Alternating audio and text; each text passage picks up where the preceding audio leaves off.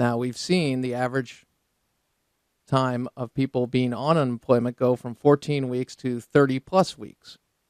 I think it's 36 weeks. Pardon me, I don't have the stat in front of me. So why is this important? Well, it's important because there has been a change. There's been a change in economic recoveries from past economic recoveries. This has been offered as an excuse of just how deep the recession was. Nonetheless, we've heard a lot about President Obama and the administration blaming the previous administration. But some have said now, look, wait a second, hold on. Beep, beep, beep, back it up. It's been 5 years. You've had your legislative agenda put forth. Why aren't we recovering? Why do you need this now? And Ed Henry was asking just about those questions, to Jay Carney regarding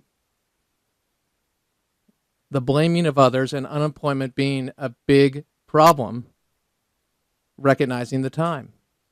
Here's a montage of the exchange between Ed Henry, Fox News, and White House Press Secretary Jay Carney regarding accountability, long-term unemployment, and economic growth. Roll it. Since he's now been in office for 5 years, will he acknowledge that some of that is his responsibility? It's not just policies from the Bush administration, but he's now had 5 years. Does he bear some responsibility for long-term unemployment? The president believes that everyone who's sent to Washington by their representatives bears responsibility for taking action to help the economy and help the American people. And that's why economic growth, job creation, middle-class security have been the cornerstones of his domestic policy since the day he was sworn into office. And when it comes to long-term unemployment, this is obviously a situation that has been developing for some time, and it was gravely exacerbated by the worst recession since the Great Depression. Will you also take responsibility that when you have a record number of people on food stamps, when you've got, as he says, and Gene Sperling said yesterday, this long-term unemployment problem, some of his policies have not worked?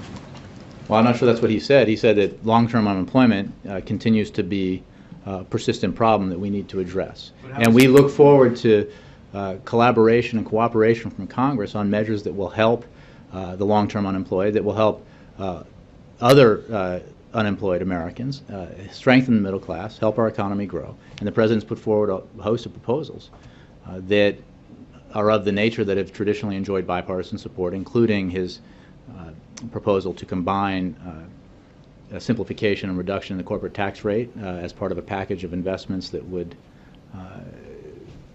help build our infrastructure and put people back to work. That's fascinating to me. That's absolutely fascinating to me. Okay, I want to address something real quick. Median income has fallen by $4,000. We have more people in poverty today than when President Obama took over, and it's a dramatic shift. We have more poverty, falling income, and doubling of the folks on food stamps. He spoke to the corporate tax. That's a dodge. Go back, check this out. They've talked about the corporate tax, but actually it's going to take away some of the, let's say, write-offs or deductions in different sectors. So you may come out just a little ahead, certain industries will come out behind. It also puts a minimum tax on foreign earnings. Again, these are anti-growth. They're not really changing the calculus. And so you hear about these things, but then you go into the details. Infrastructure spending, 3 to 6% of the entire stimulus went to that. And 6% is a generous number. Veronique Desrougier over at the Mercatus Center has broken this down about, it can be used to inject money into a economy, the state's economy, but oftentimes, and in the case of the stimulus, it was used for other things. Then we have the whole idea of the whole process of how infrastructure spending on a federal level gets done as well. understanding that the cost overrun is an average of 40 to 50%, and the time it takes is doubled. So, or excuse me, yeah, it takes just about 50% longer, pardon me, than it would be told. It would be charted. So you have all sorts of problems. And then we go to the mechanism of government and government spending money and thinking it just falls out of the sky and they've earned it. No, they have to either take it from our kids or they take it from the people that are producing, giving less for the economy to actually generate jobs and save and go toward investing on the individual level to foster an environment that we will see innovation. No, these things is a dodge. And you say, Crane, why do you bring this up? Because I want you to know that you're not being told the truth. And you say, I know that, but I want you to understand how bad it is. And you say, Crane, I get it. I also want you to understand how good it is, because we are seeing the failure of these policies. And it's not over. You'll say, oh, well, I give up. I'm not giving up, no. And I'm not saying you have to take it home. But you should be aware of it. You should be aware that what you're being told day in and day out is not going to be for the people defending the administration's policies, not because it's a Democratic administration, not because people don't like, on a personal level, President Obama. And it's certainly not the color of one's skin. It's the fact that they have to defend policies that continue to fail. What is promised in the stimulus, we're looking at 5.3% unemployment. No, we're looking at 7% unemployment. And if we had the same amount of people in the workforce at the beginning of the recession as we did today, well, we'd be looking at about 11% unemployment. So they're coming back and they're saying the same thing over and over again. Now, 2 plus 2 is not going to equal 5. So how do they advance this? How on earth do they have any political support for this? That's a great question. Well, they have to bring in emotion, and they have to bring in compassion, and they have to measure that compassion. How do they do it, Crane? Oh, yes, you've been listening. That's right. It's about demonizing those who don't want to expand government spending, be it on unemployment insurance or arbitrarily raising the minimum wage. So President Obama, in his sales pitch to get those things done, specifically the unemployment insurance, and after 26 weeks, now sometimes longer, but after 26 weeks, they want to extend them. It's been up to 99 weeks, and over the last 5 years, we've seen that, which does make it part of what has been described by Charles Krauthammer as a entitlement program. Bottom line, here's President Obama and his explanation for why they need to pass it and why the economy's still not ready to recover and still not in a place where it is totally on track. Oh, and then he gives you his economic philosophy. Roll it. They're out there actively looking for work. They desperately want work. But although the economy has been growing and we've been adding new jobs, the truth of the matter is that the financial crisis was so devastating that there's still a lot of people who are struggling. And in fact, if we don't provide unemployment insurance, it makes it harder for them to find a job. These are not statistics. These are your neighbors, your friends, your family members. It could at some point be any of us. That's why we set up a system of unemployment insurance. The notion was everybody is making a contribution because you don't know when the business cycle or an economic crisis might make any of us vulnerable. We make this promise to our fellow Americans who are working hard to get back on their feet, because when times get tough, we are not a people who say you're on your own. We're people who believe that we're all in it together. And we know, there but the grace of God go I. So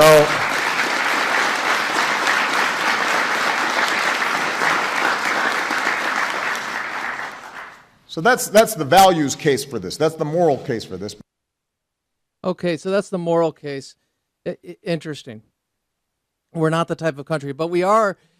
I like how he refers to the market and the what happens in a market and business. It's just something we just don't quite understand, and we really can't attribute certain times of prosperity to policies versus certain times of muddling through or decline, as we've seen under President Obama and his policies. Yeah, we can. We can point directly to them. And this is what he's doing is saying, hey, I am the president. I am doing everything I can. And as Americans, we don't let each other down. Then why would we continue to penalize those who desire to produce more? Why have we demonized job creators?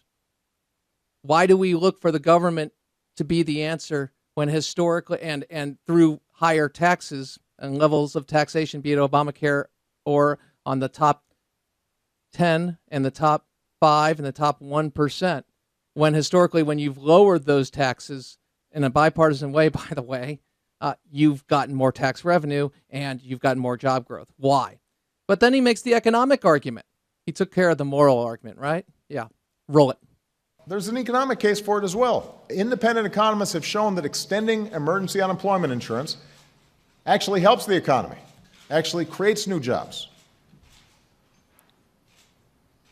When folks like Catherine have a little more to spend to turn up the heat in her house or buy a few extra groceries, that means more spending with businesses in her local community, which in turn may inspire that business to hire one more person, maybe Kathy. Now, I've heard the argument that says extending unemployment insurance will somehow hurt the unemployed because it saps their motivation to get a new job. I really want to go at this for a second.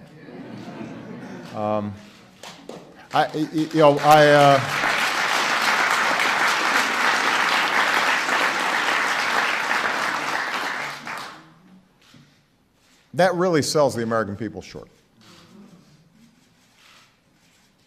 I meet a lot of people as President of the United States, and as a candidate for President of the United States, and as a U.S. Senator, and as a state senator. I meet a lot of people. And I can't name a time where I met an American who would rather have an unemployment check than the pride of having a job. Did he say he believes in the American people? Is that what? And selling the American people short? His entire policy and platform, his whole ideology is selling the American people short because he endorses a ruling class. He doesn't trust the American people. I think he loves America, but he doesn't trust the American people. He doesn't trust us. He doesn't trust people with their own money and their own investments. He feels they need to be guided by government, dictated to, despite the fact that the government does an awful job. Bad daddy.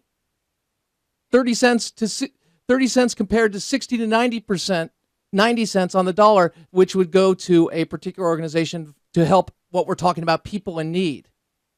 Why would you also speak to raising the minimum wage, which puts a tax on work, which is going to lower the amount of people that businesses are able to hire? There's this.